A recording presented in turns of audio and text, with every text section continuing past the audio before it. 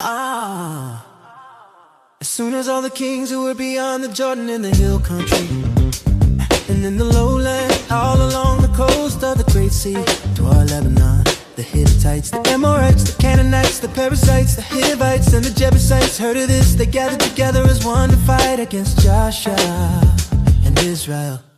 But when the inhabitants of Gibeon heard what Joshua had done to Jericho and to Ai, they on their part acted with cunning and made ready provisions and took worn out sacks for their donkeys and wineskins, worn out and torn and mended with worn out pads, sandals on their feet and worn out clothes.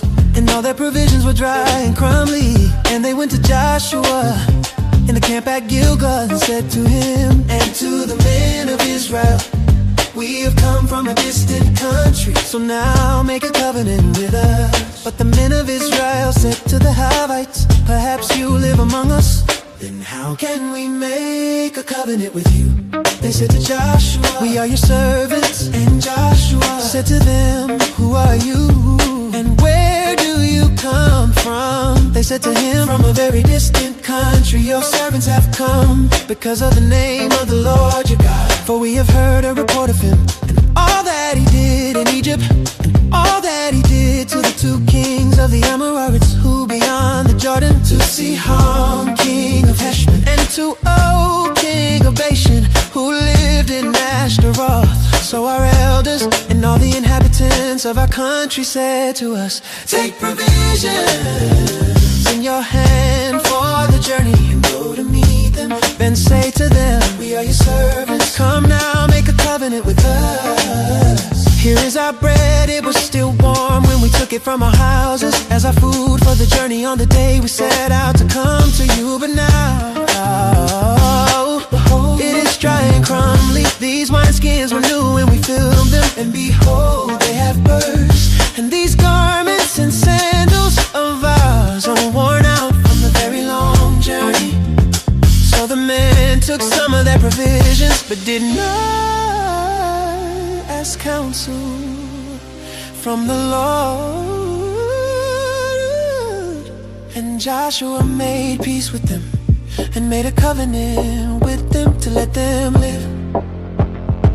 And the leaders of the congregation swore to them. At the end of 3 days after they had made a covenant with them, they heard that they were their neighbors and that they lived among them. And the people of Israel set out and reached their cities on the 3rd day. Now their cities were Gibeon, Chephirah, Beerah, and Kiriath-Jearim. But the people of Israel did not attack them, because the leaders of the congregation had sworn to by the Lord, the God of Israel. Then all the congregation murmured against the leaders, but all the leaders said to all the congregation, "We have sworn to him by the Lord, the God of Israel. And now we may not touch them. This we will do to them, let them live, lest wrath be upon us, because of the oath that we swore to them." And the leader said to them, "Let them live." So they became cutters of wood and drawers of water for all the congregation, just as the leaders had said to them. Joshua summoned them, and he said to them, "Why did you deceive us, saying, 'We are very far from you, and you dwell among us'? Now therefore you are cursed, and some of you shall never be anything but servants, cutters of wood and drawers of water for the house of my God." They answered Joshua, "Because it was told to your servants for a certainty that the Lord your God had commanded his servant Moses to give you all the land, to destroy all the inhabitants of the land from before you. So we feared greatly for our lives because of you, and did this thing.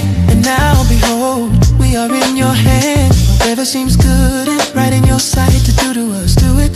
So he did this to them and delivered them out of the hand of the people of Israel. And they did not kill them, but Joshua made them that day cutters of wood and drawers of water for the congregation, and for the altar of the Lord to this day, in the place that he should choose.